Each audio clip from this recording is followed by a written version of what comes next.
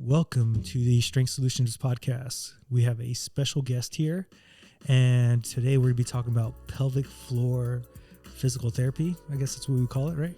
Well, you'll be interested to know that I'm actually an occupational therapist. Okay. So we also do pelvic floor, guys. So if you're looking for the website, it's ssempower.com. We have free blogs, guides, also programs on there for purchase as well. If you're looking for us on social media, it's Strength Solutions on Facebook. On Instagram, it's Strength Solutions Empowered. I'm Strength Solutions Edwin. I'm Strength Solutions Nathaniel. All right, so we have a special guest. She's going to introduce herself. Go ahead, introduce yourself. Do I do it in Spanish or in English? Do both. Yeah. So, Bilingual. if you speak Spanish, I prefer to be called Aidee. I'm Aidee Rosado. In English, Aidee Rosado. I just feel so different. Okay. Aidee Rosado? That's pretty different. Yeah, it's like an alter ego. Okay. And I am the owner of Crescent Pelvic Health and Wellness. I am an occupational therapist. We also exist in this space. And yeah, I started this journey. Actually, go ahead and ask me the questions before I go ramble on. No, just tell us a little bit of your story. Why are you passionate about this stuff that you're doing versus maybe doing sports injury and physical therapy or helping Just general occupational therapy. Yeah. How far back do we want the story You could to go from your childhood. Give us everything. Okay. So actually, I went into occupational therapy thinking that I was going to work in pediatrics. And so my first exposure of that was a very narrow-minded idea of what an occupational therapist does. I just saw them playing on the trampoline with a kid, and I was just like, what is that job they're playing? What is this? And so with occupational therapy, what we focus on as intervention are your activities of daily living. So whatever is important to you that you're no longer able to do because of disability or pain or whatever got in the way of being able to do that, we're either going to try to get you to strengthen to be able to do the activity, modify it, adapt it, or find other things that are similar to what you love to do so that you can continue participating and have a good quality of life. I went through my clinicals and I actually started really working with brain injured patients, TB, so traumatic brain injuries, brain tumors, multiple sclerosis, concussion. I started off in the hospital doing inpatient rehab. And then that lasted about 5 years. I got pregnant. We moved here. And I had what I considered a traumatic C-section for myself because I was not even expecting to have a C-section. Oh, man. Oh, wow. And in the hospitals, because by this time I transitioned into acute care. So if you're in the hospital and you become so debilitated, or maybe you had a stroke or you had some type of injury that requires therapy in the hospital, they will be part of the order set, right? Mm-hmm. And so anybody who has an abdominal surgery gets therapy. Mm-hmm. There's an order automatically, but not with a C-section. Mm-hmm. What? Are you serious? Well, the tide is changing. There are more hospitals. Yeah. I mean, I think university right now is opening their big mother-baby program, and I saw a couple of their nurses going to a spinning babies training. So it's starting to become more commonplace, but not in all places. And so I came back from my maternity leave, and I looked at my director, and I'm like, why are we not getting therapy? I'm like, if you don't want to do OT, that's fine, but at least get physical therapy in, because women, well, one, you have an incision. It's 7 layers-ish. Mm-hmm. Usually when we see anybody with an abdominal surgery, we teach them abdominal precautions and make sure you're holding onto a pillow. You're doing a log roll so that you're not twisting so that it doesn't hurt. Making sure that they're getting up and moving, checking their vital signs. Sometimes, at least my experience in the hospital was they didn't even take my blood pressure before I got up the first time. Oh, wow. And so, yeah, and it's like, okay, well, we want you to go to the bathroom. It's like people fall going to the bathroom in their homes whenever there's nobody looking. Yeah. And it happens in the hospital as well. There are falls. And so I went to my director. It took maybe I was pregnant with my second, so during COVID. the hospital that I am currently working at received their maternal designation. And so part of that was having a rehab therapy program in place as part of the team.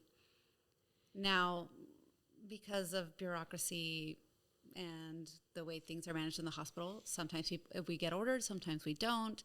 And then on top of that, sometimes the staff doesn't feel prepared to see a woman who is probably trying to breastfeed, who is probably, still maybe with their Foley after a C-section.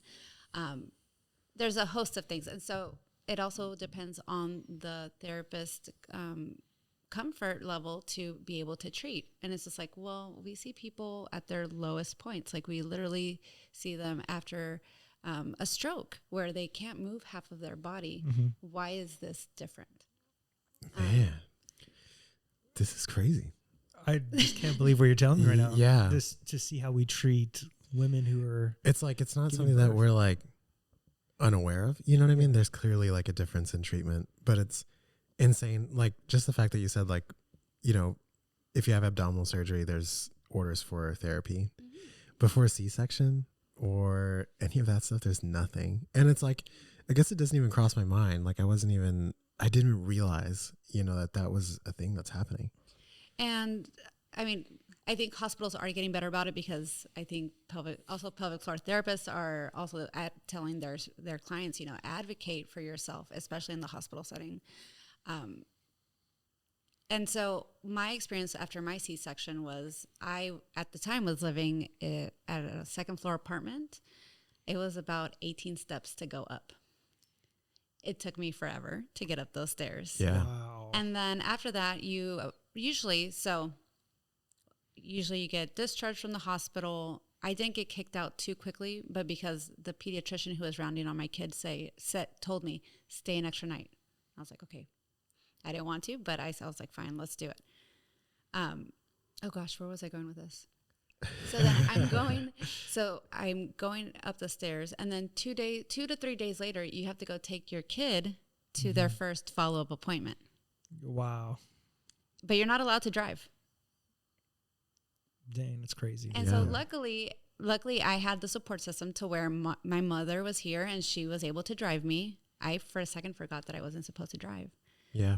And so like now I'm still dealing with the consequences of that, like 3 minutes of me driving. Wow. And then what are the consequences of because you drove? My muscles just weren't ready to be able to even just push the gas pedal. Really? Oh, wow. Yeah, I've heard of like abdominal separation during pregnancy and things like that. Yeah. And so where they cut the muscles, the muscles aren't cut, but all the surrounding areas were still too fragile to do that movement. Now, with vaginal birth, it's way different. And if you can have a vaginal birth and if you have a support system and hopefully you have a doula and you have all these beautiful things in place, I've seen the recovery of women who go that route unmedicated, and the recovery is way better. Yeah, it's completely different. But sometimes C-sections are necessary. However, I would advise anybody to look up the hospital rate if you are doing a hospital birth to see what the rate of the C-section is.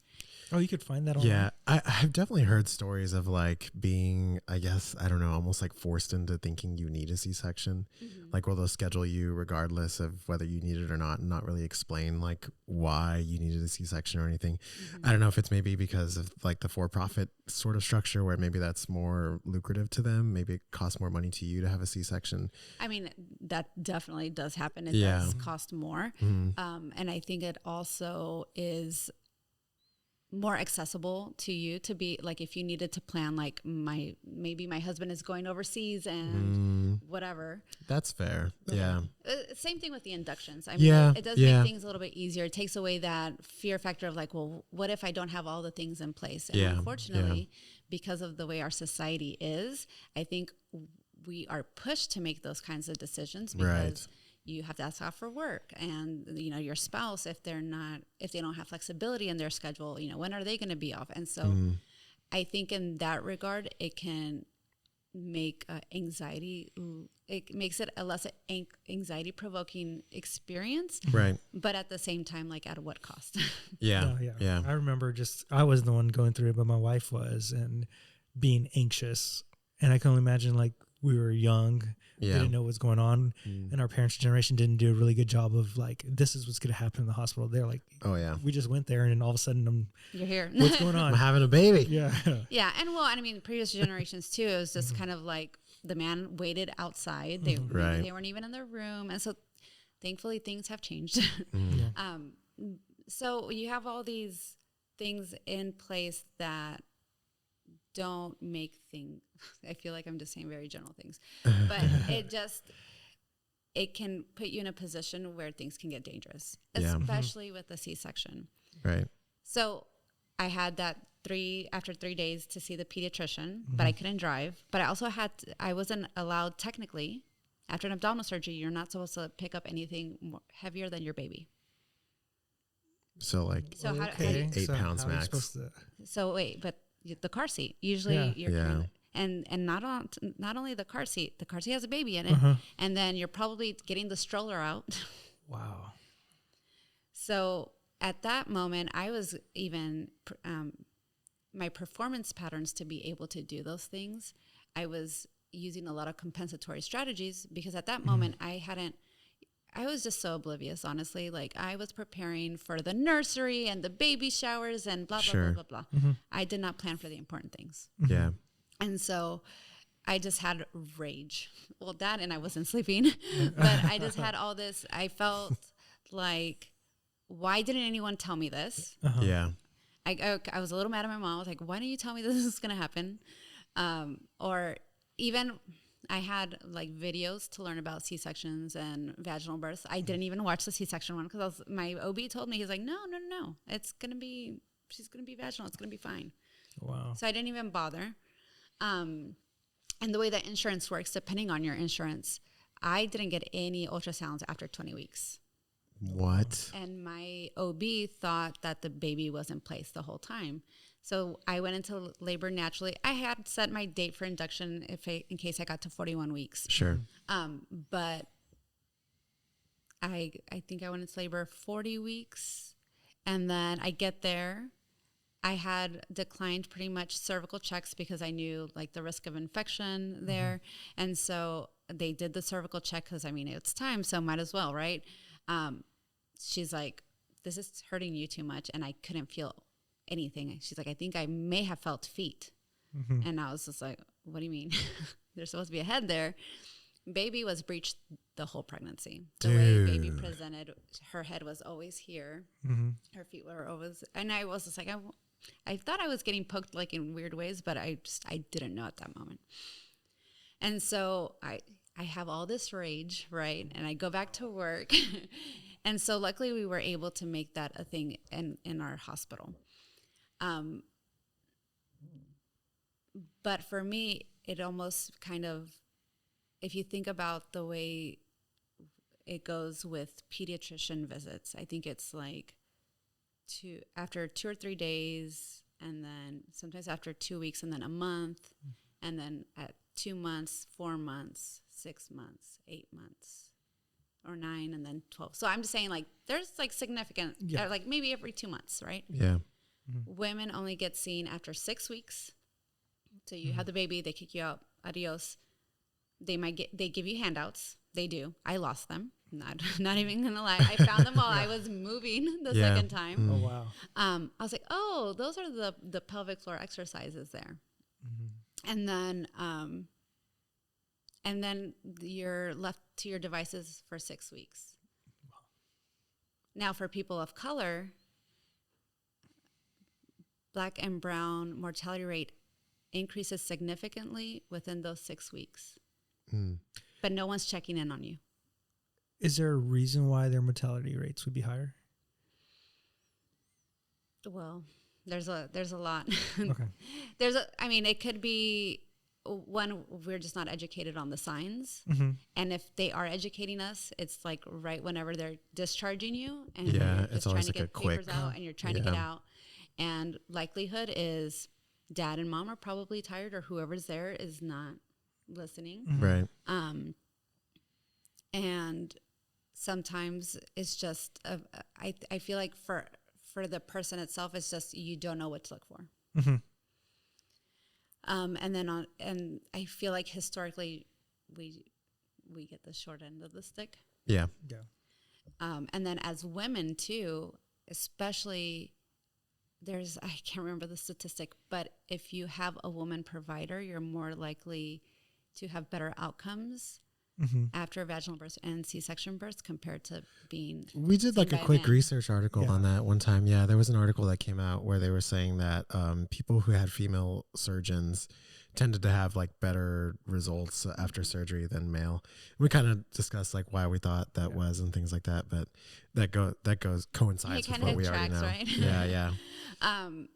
And I don't know if it's just the way that the system is.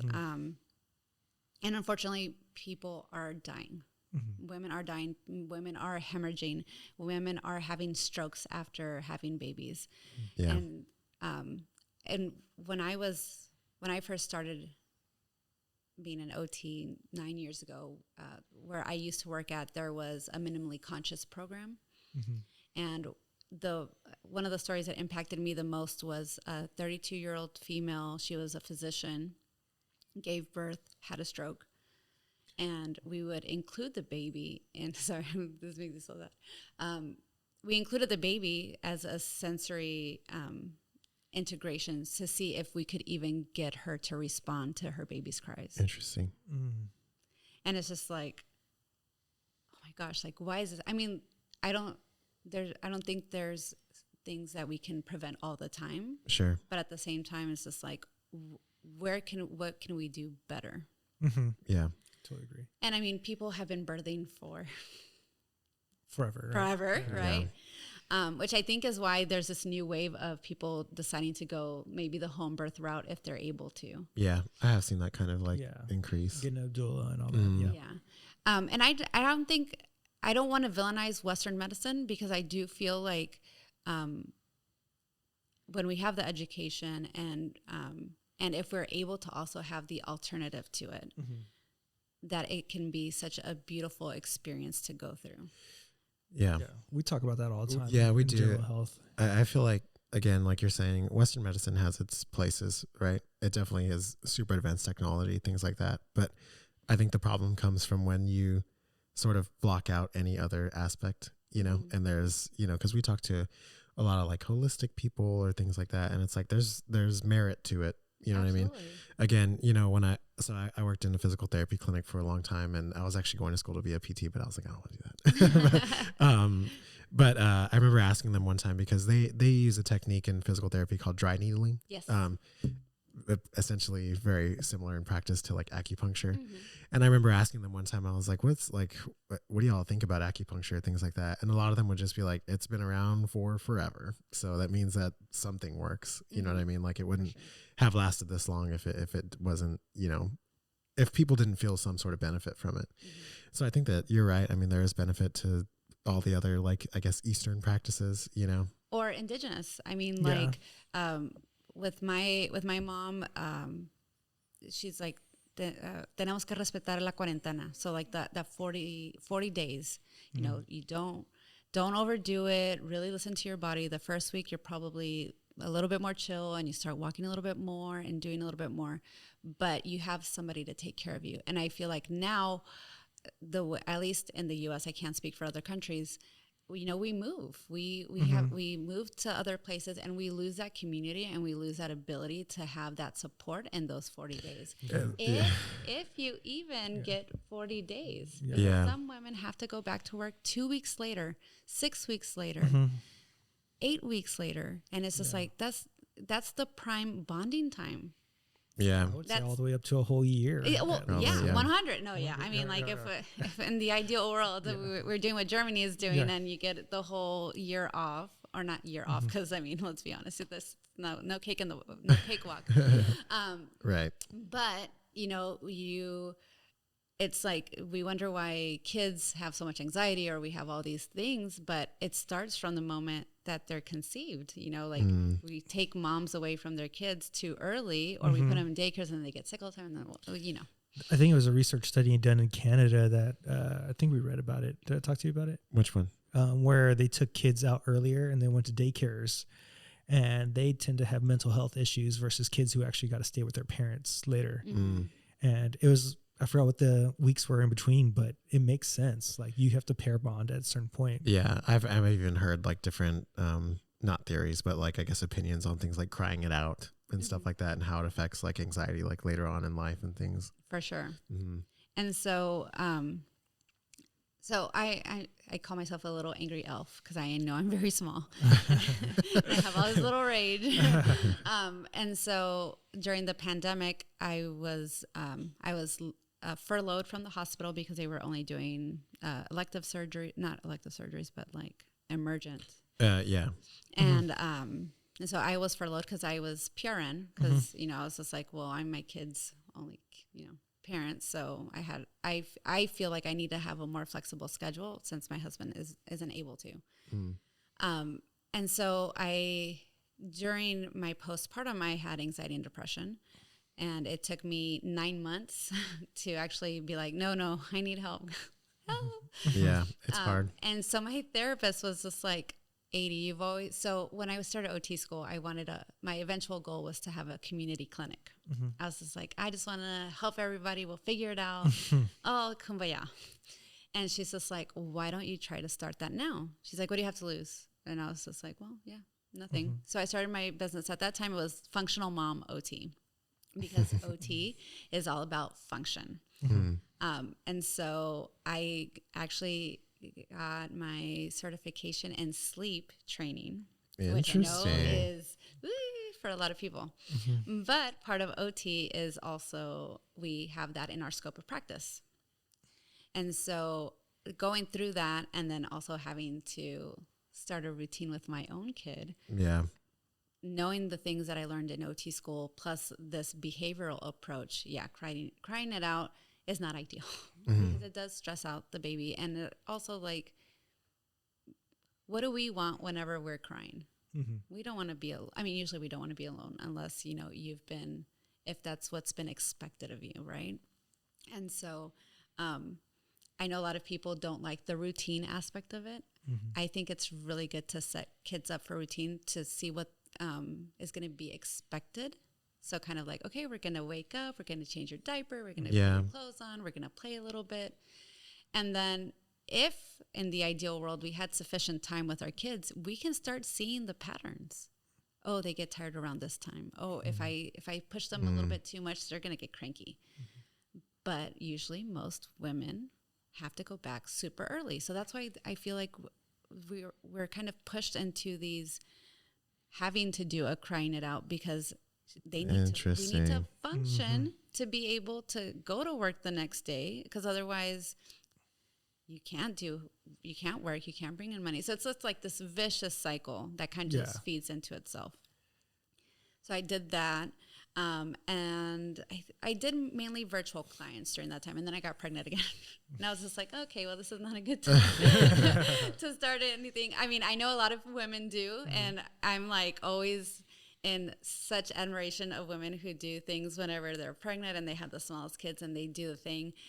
My pace is not that at all. Yeah, sure. I'm a little bit more slower paced. And so I just kind of put that in the back burner. And I had been posting. I was very lucky that I hooked up with a PT clinic that took me in, and I was there for a year. And again, the societal barrier of, well, now since COVID, usually people, I think maybe before didn't really care if your kids were sick and they'd still babysit. But now people are like, we're not doing that, which is actually, very healthy. It should be that way. Yeah, sure. But there were 2 weeks where my kids had hand, foot, mouth. Like one and then the other one. Yeah. And so I missed out on seeing clients. And because I am an OT, I cannot share my caseload. So it would have been like a wellness visit, but then ethically, it just gets a little murky. And I was like, okay, well, this doesn't seem to be the right time right now. But I knew that that's where I was, that I was just like, this is where I want to be. This is the most OT that I feel like I can be, because with pelvic floor therapy, people assume that it's just we're looking at the pelvic floor. But first, physically, if something's going on in the pelvic floor, there's something else going on somewhere in your body. It is what it is. It's part of the kinetic chain. Can you explain it? No, she beat me to the punch. That was going to be one of my questions. Yeah. And what muscles are used for the pelvic floor, the main muscles? So there's several. Okay. It's 3 layers of muscles in the pelvic floor. And the reason I say if there's something going on there, there might be something else going in the chain, is that if there is something off, so I'll use myself as an example. My history, because I'm actually currently I'm doing pelvic floor therapy for myself. I finally took myself to where I could, and then I was like, no, I need that extra little bit of help. I thought that it was because my posture, that I was clenching too much during any activity, really. So like if I was standing, I was like tucking my pelvis too much. I noticed that it interfered with intimacy with my husband. I'd never had a urinary incontinence, and low back pain. But if I looked at my history, when I was a kid, I had constipation all the time. I'm also a very anxious person. And so where do we typically hold our tension when we're anxious? Our low back, of course. Neck. Where Yeah. else? I know my feet hurt a lot. Interesting. Yeah. Another one is TMJ, or I was have a gonna lot of say grinding. face. Yeah. And so the vocal diaphragm, if you look at it under the microscope, looks very similar to the pelvic diaphragm. If we're tight here, we're likely tight there too. My issues actually are shoulders. So I'm actually also hypermobile. So when you're hypermobile, you have the flexibility. Then as you age, you just start getting tighter because your muscles are starting to get tight to create that stability for you.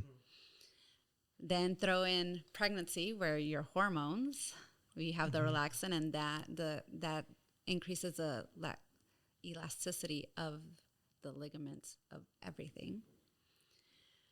And so this picture of, I had constipation when I was a kid. I've always was anxious, and still to this day. I always had low back pain growing up. They just chalked it up to growing pains, which I didn't grow. I didn't grow. I don't know. I stopped growing like in 6th grade. So, and I also have pronated feet. So my feet are flat.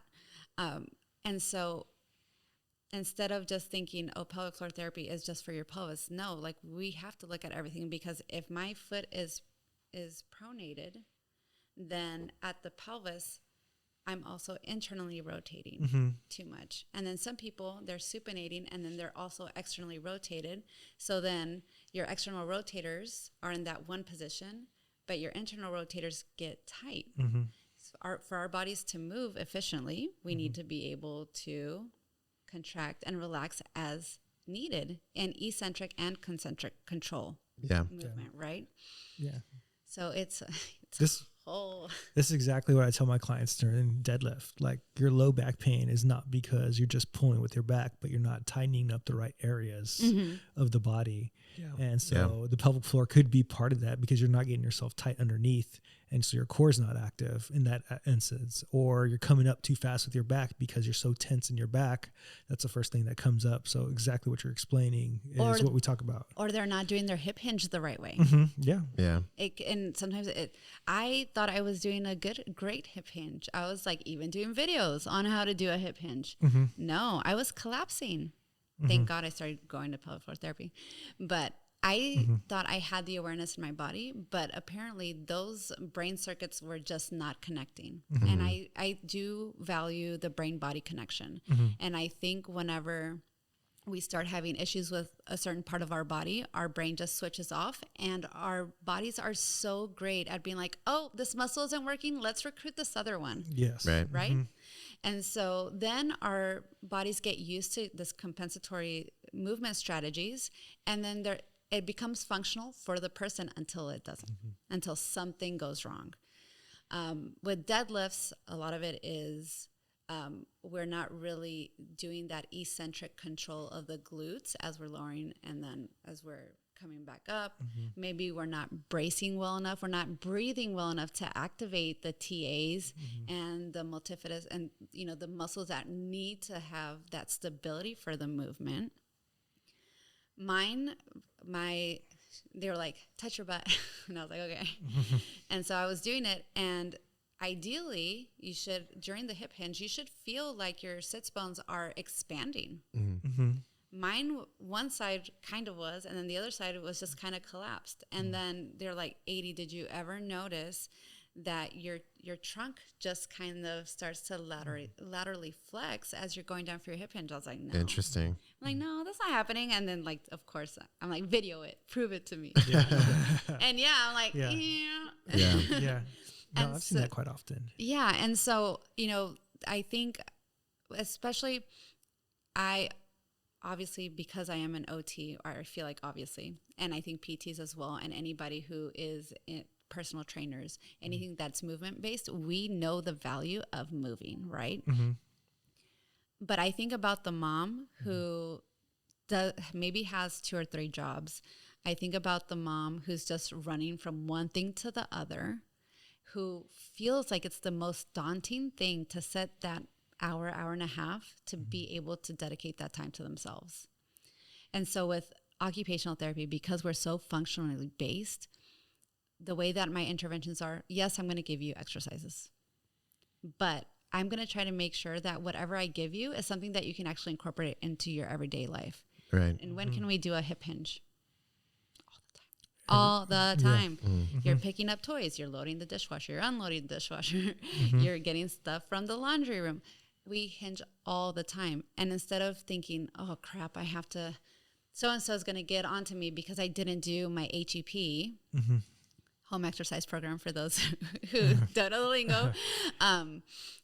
You know, I think we're missing opportunities within our daily lives to be able to correct and to make things better.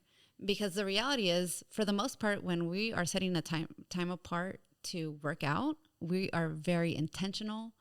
We remember our cues. If we have a coach or a trainer, they're telling us, don't forget to breathe.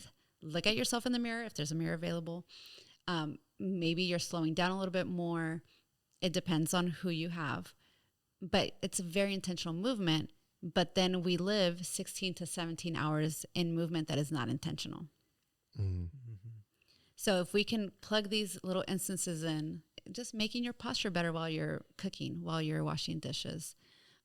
Yesterday I put my Christmas tree up, one of them, and my 5-year-old was like, oh, I'm going to help you. I'm like, okay, perfect. And then I was in tall kneeling and I was like, oh, I can make this an exercise for myself right now.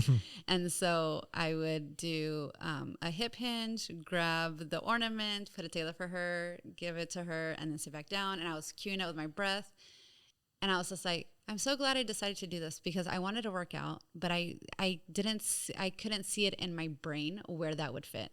But that was a good opportunity. I got like good, nice 8 reps of me doing good core breathing activation. I'm doing tall kneeling. I get to spend time with my daughter. Whereas otherwise I would have been like, oh, I'm going to go to the gym. I'm going to do this. And I'm losing that opportunity to be with her. Yeah, I think that's great because we talk about all the time on our podcast about just getting steps. And after dinner, just going to walk with your partner. It's a great time to spend time with your partner or your kids talking, and you get to kill 2 birds with 1 stone. You get to do some steps. You can make your body feel better. You can digest your food better. On top of that, you get to spend some quality time with a partner. So I'm glad you said that because I think when people think about working out, mostly they think about it has to be done in a gym setting or it has to be done somewhere that is not their home. I think that's a big part of it. Yeah, I really like that idea of this intentional movement of throughout your day. You know, like you said, you can squat all day. You know, I can do hip hinge all day. You know, there's so many opportunities for it to happen. You know, remember like when the squat and scroll movement was kind of like a little bit of a thing where it's like, if you were going to be on your phone, then you had to be in like a full squat all the way down, you know? Nice. And I guess I missed that challenge. And just these ideas of like how you said, where it's like, you know, cause a lot of the times as parents or whatever, you do get stuck in this kind of like, oh my God, I'm just doing this and this and that. And when am I supposed to get to the gym? And, you know, we've talked a lot, or even I'm guilty of like, you know, if I'm like, oh, I have 10 minutes, but it's not gonna be worth it because I can't, you know, do all of this stuff. But that's a really great way of putting it, of just like integrating it, like really actually integrating it into your life all the time, not just when you're in the gym. Yeah. And I always, well, with fellow OTs, that we always joke around about how like we're actually like the real life coaches that ended up getting graduate degrees. But because we're so focused on function, we have to look at the person, their roles, their routines, their habits. Because if I have somebody who's telling me perhaps they're neurodivergent, they have ADHD, and then on top of that, maybe a little bit of anxiety, it's like, first, let's look at what you already do during your day and how can we maximize it for you, but not to the point where you're going to burn out. Because I think I think that's also a component, is burnout.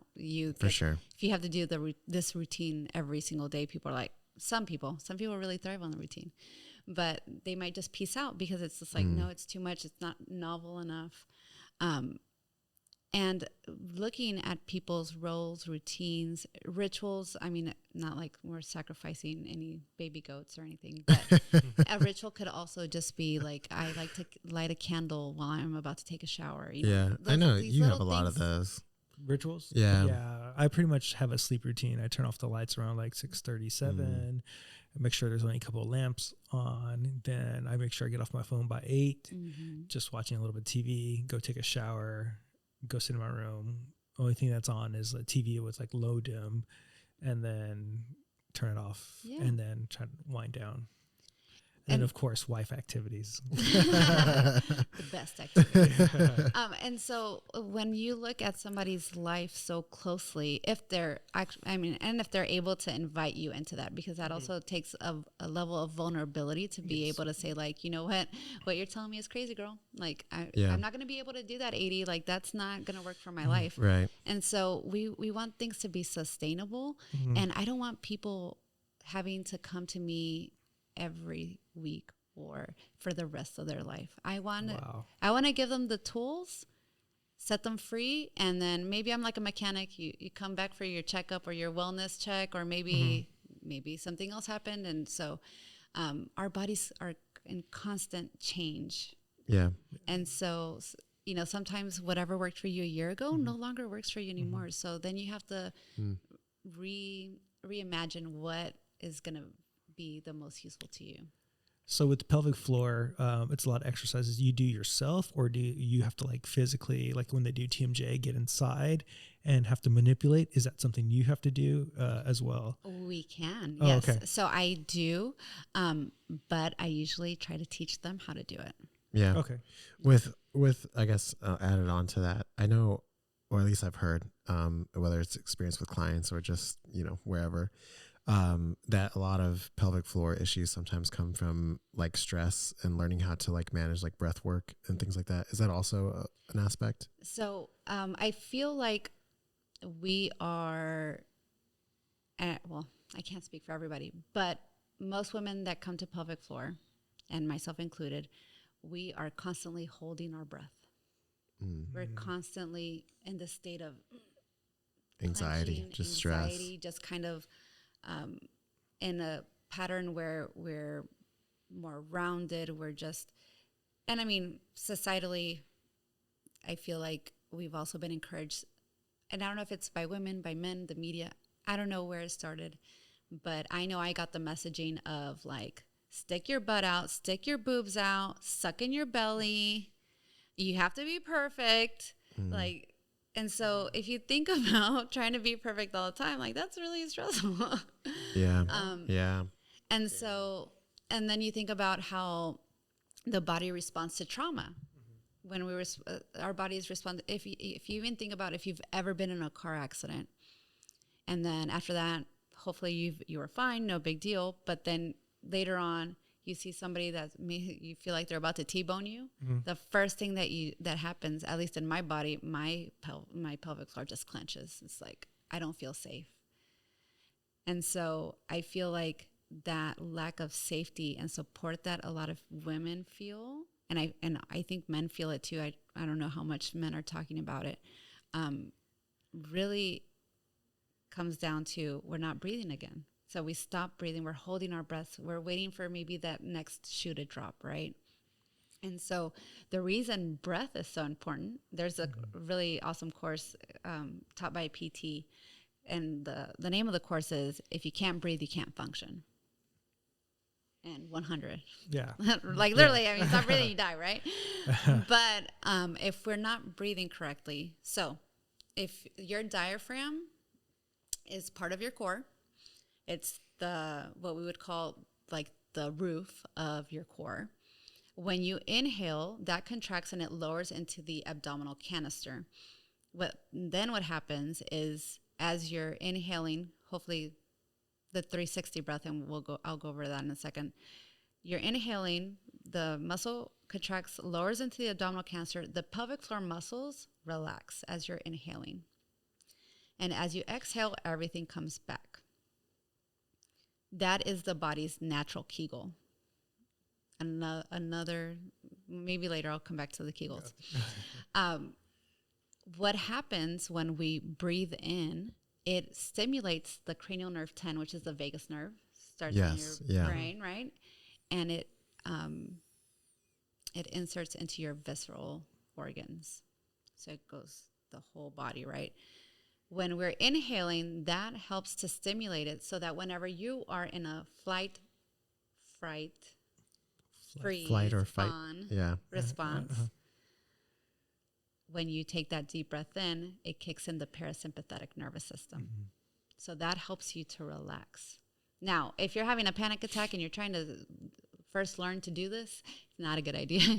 It's good to practice whenever your body is calm, whenever it doesn't need it quite yet, because if we haven't practiced it, then we start to do chest breathing, and then we start hyperventilating, and then sometimes we pass out. Kind of depends on what trajectory your body takes. Yeah. So if we have, let's say, a hypertonic pelvic floor, so that means that your muscles are contracted already, and you start that breathing, we start to loosen that up slowly but surely. I cured, no, I'm just kidding. I was able to manage my own pelvic pain through diaphragmatic breathing. Yeah, wow. I've heard some crazy stories about breathing, bro. Like, we should talk about it one day. But I like Dr. Wim Hof. Yeah, I've heard people who like can kind of, I don't want to say reverse, but like, I guess lower symptoms of like autoimmune disorders just by using breath work. Managing anxiety, things like that. It's just crazy, like what it can really do when used properly. I like what you said about doing it not when you need it.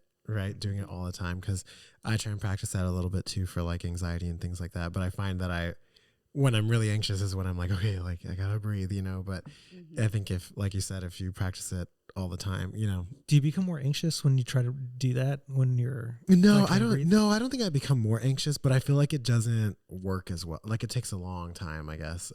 Also, are you a perfectionist? Because like that can also impact how we perceive it working on us. Surprisingly, I'm not. Like, I don't think I'm a perfectionist by any means, really, at all. He's lazy, so yeah. He's a lazy perfectionist. No, I don't really feel like it makes me more anxious or anything. But I do. At the beginning, I've told him to, like, when I was told, you should practice breathing, I was like, that sounds really dumb. Like, that's not going to help me at all, Yeah. You're like, I already breathe. What are you talking about? Yeah. But then as I've kind of accepted it and practiced it a lot more, it's really a huge difference maker. Yeah. Yeah. And it improves focus, attention. It relaxes you so that you can actually sit down and do whatever you need to do. It helps with childbirth. We have this image of the typical movie where the woman is about to give birth and they're like, push! It's like, no! We don't push anything out of our bodies. We don't push poop out. We don't push pee out. We don't push babies out. We breathe them out. But no one, who taught us that? Nobody. You know, they say it's better to stand when you're pregnant. I've heard that too, or like squat. Is that true? Squatting, Yeah. Over the toilet. Don't worry, no toilet babies. They do catch them. But yeah, especially with the toilet. What's really nice about it is that your knees are over your hips usually, and so you're already in that squat position. The pelvic floor is stretched out at that point, so you're inhaling and that's also giving it just facilitates. It facilitates. Yeah. So for people who are pregnant, Kegels are no, just don't. Okay, so yeah, if I can just interject real quick. Yeah, yes. so I know someone who dealt with pelvic floor pain and is still currently dealing with them. They had gone to a physical therapist, I believe, for a while. And the PT was having them do things like that, like do Kegels, do stuff. And she was like, okay, I'm going to do whatever you say. Well, they went for a while and found that, it just wasn't really having the, I guess, benefit that they were like hoping for. So they found someone on YouTube, I think it was. I forgot who it was. Man, I wish I could tell you so you could tell me if they're like a trustworthy source. But in the videos, they were actually saying that like if you have pelvic floor issues, doing Kegels and things like that isn't actually like the best thing to do. There's other options. So Kegels do have their place at some point in treatment. Right. Depending, and like the only way we know what the pelvic floor is doing is with internal exam. Like that's the best way. Okay. Now, depending on people who have pelvic pain, depending on how much pain there is, especially like people who have vaginismus where literally not even this very small finger can insert, not even tampons. I mean, like these are, it's very severe. Is that like a hypertonic? Yeah. Okay. And sometimes spasming also of the muscles, involuntary spasming. Kegels, so if you think about it, I don't want to assume that every person who has pelvic pain has hypertonic pelvic floors, but assuming that it is, we like to use the analogy a lot of the bicep. If your pelvic floor is already contracted, like we have right here, and then you're doing a Kegel on top of that, what is going to happen? There's nothing happening at that contraction point. Yeah. Now, there is some science that supports fatiguing the muscle enough to where it relaxes, right? Right. There's like some concepts that we know of that are sort of similar. It could have been that the PT was trying to tap into that to fatigue the muscle enough to where it would relax. So a lot of what I do with pelvic pain is really working on the nervous system. So I mean, they probably feel like they're in the hippy dippy place with me, and that's okay. Yeah. And if they don't like it, they can go to someone who isn't hippy dippy, and that's great too. But I really focus a lot on body scanning, mindfulness, meditation, or finding something that has that effect on them, because not everybody can sit still. And Sure. It's just not. So even guided meditations, if you're walking, if that makes you feel like you are in a space of mindfulness, like that's what you need to do to center yourself, right? So really regulating your emotions, the stress, starting from that point, and then adding on to that breath work, because what we're working on with that is that we call it the reverse Kegel, that inhalation process, inhaling so that we can get the pelvic floor muscles to relax. And so that's the reverse Kegel.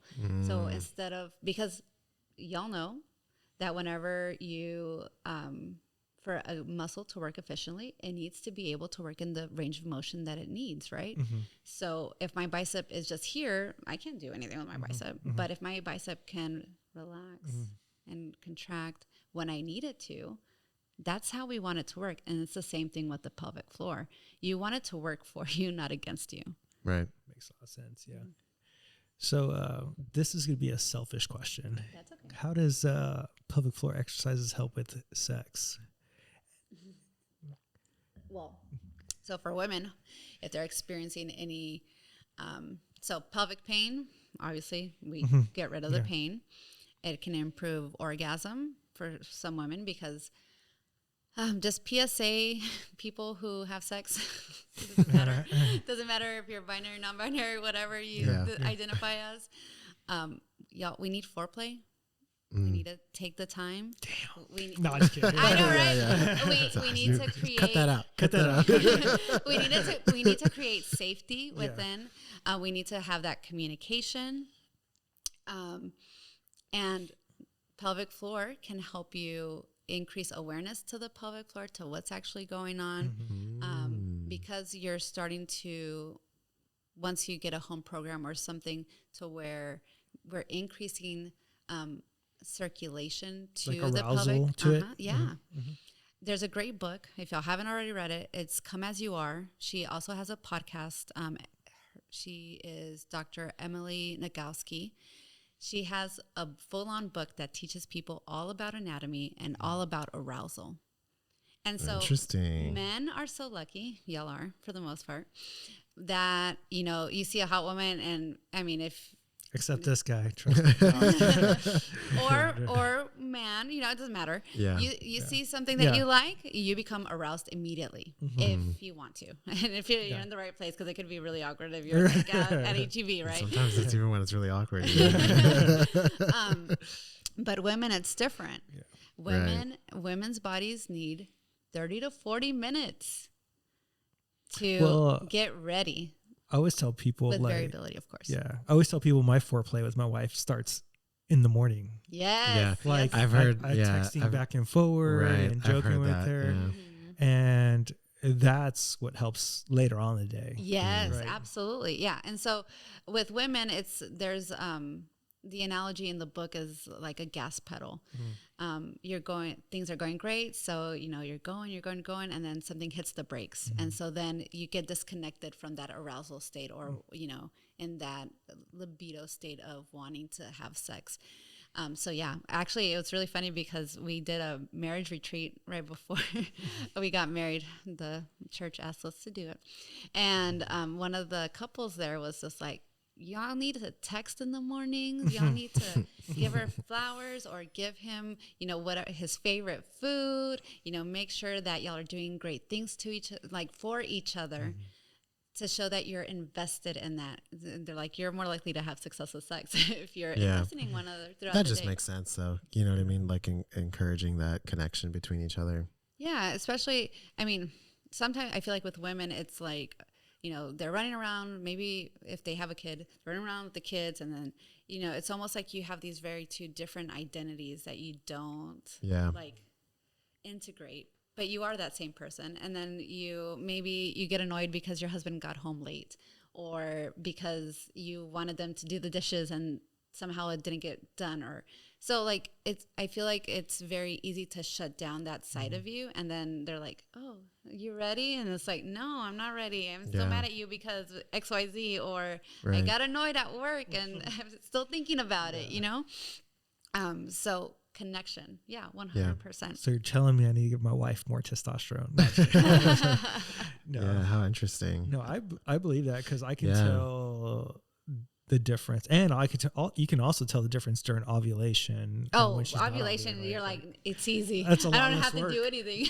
Yeah, I'm like, why can't y'all just be ovulating all the time? I know, right? Our bodies. So, do you find that people who have like hypertonic pelvic floors and things like that, men and women, are they like not able to like achieve orgasms and things like that, or it might take a little longer, or they're not achieving at all, or they need I call them assistive devices, but you can, you know, or they're having to use like vibrators or other things to help achieve that orgasm. There's nothing. I personally don't think there's anything wrong with using the tools that you have around you. But if it's to the point, you know, and if it's to the point where you're like, I can't even orgasm without this device, or, you know, sometimes medications that we're on, especially like antidepressants and stuff. Yeah. Oh my God. Women's libidos go down. Yeah. Right. And so it's almost like you're receiving something to help out with it, but at the same time it dampens other things that are part of your quality of life. Yeah. Antidepressants are so weird. Have you ever taken them? Oh yes. Yeah. Have you? I currently just got off. I'm the oddball here. I doubt you have. Yeah. Yeah. I started my journey with medications a couple of months ago, and my therapist, because, you know, my therapist doesn't prescribe them, but she was just like, you seem weird. I'm like, what do you mean? She's like, yeah, your personality's not here. Yeah. She's like, has anybody told you anything? I'm like, no, not really. And I'm a moderator for a mentorship, OT mentorship program. And so I was moderating one of our case studies, and I was just like, hey guys, by the way, vulnerable moment here, but my therapist seems to think that my personality is gone. Can y'all tell me? Because I had done a previous one. And they're like, yeah, you're not yourself. Yeah. And so playing that medication game of figuring out what's the right dose for you. And I mean, I know that there are standards of care in terms of how medication is prescribed, but like, I know I'm an adult woman, but like, I look like a child. Like, my body's a child's size. And so in my mind, I'm like, I don't know if I should be taking as much as you're prescribing. And there was a point where my dose got increased significantly, and I was just like, this is definitely not me. Yeah. So it takes time.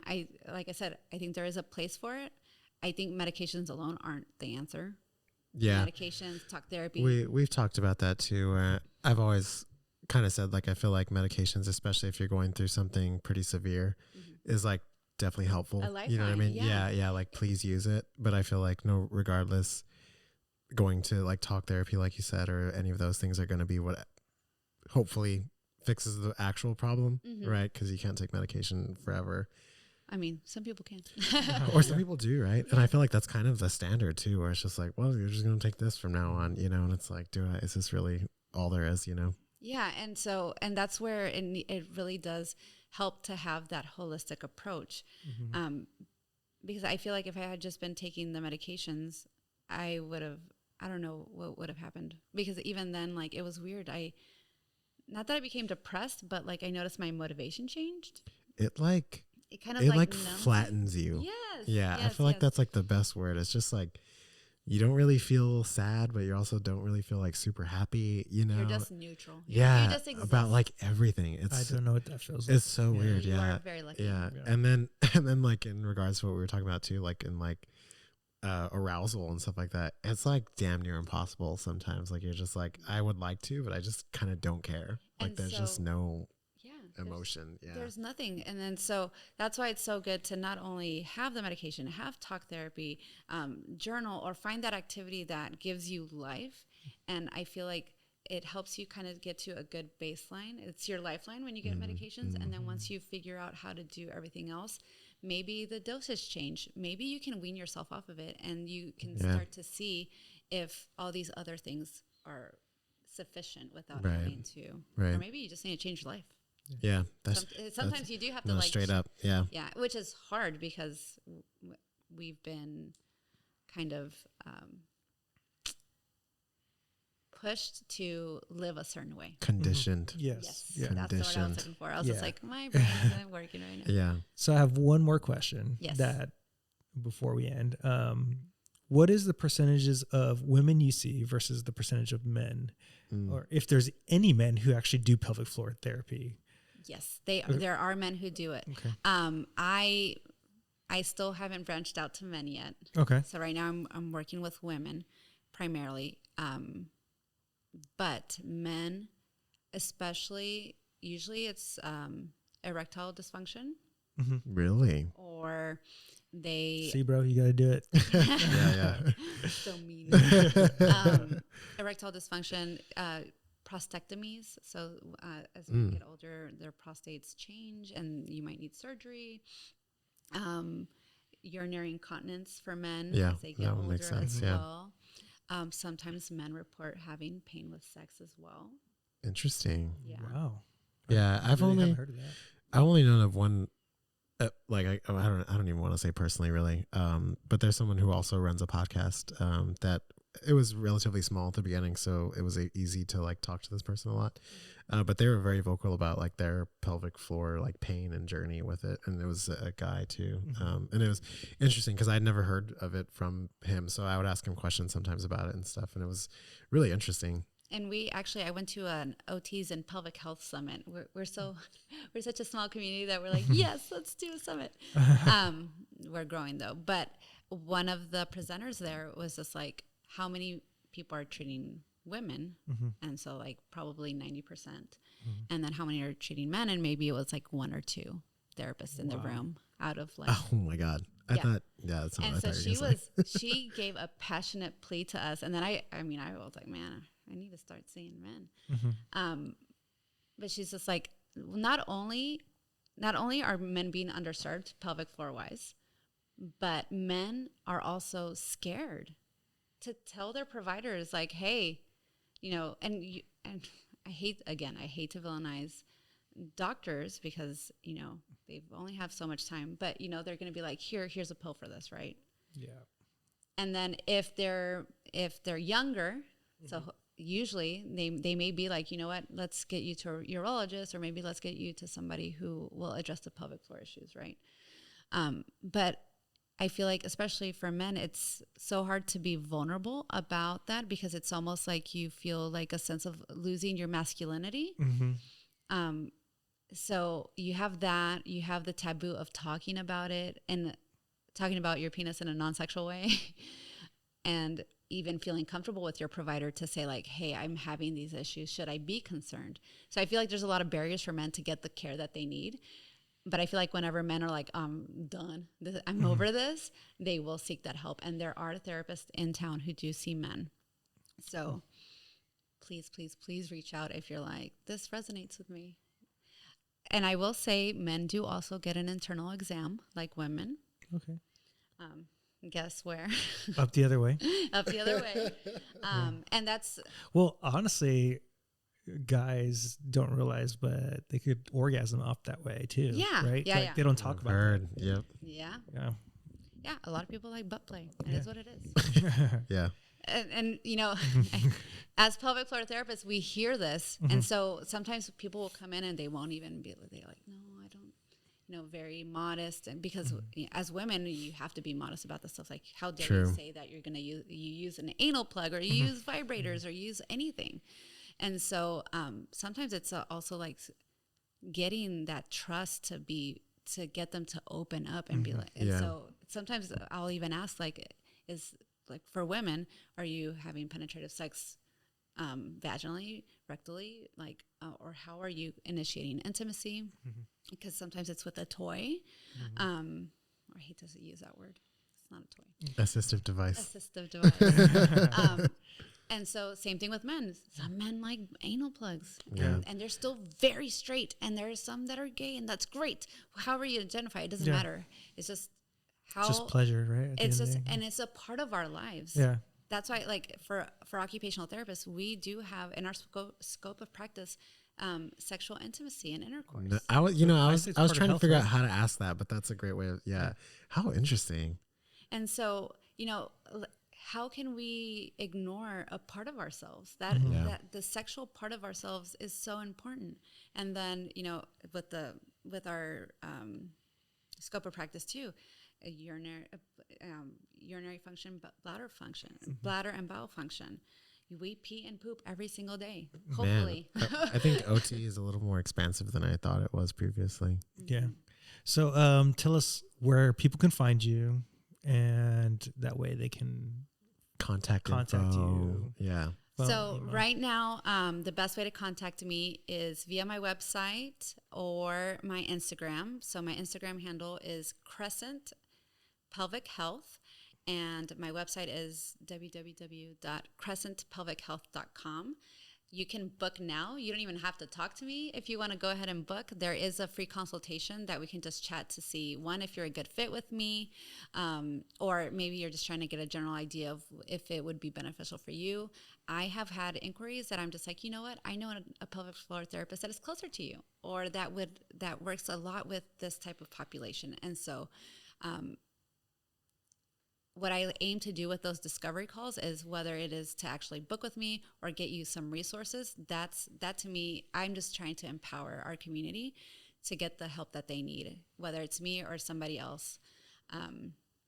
Location-wise, right now, I do provide in-clinic. I provide virtual visits as well and home visits.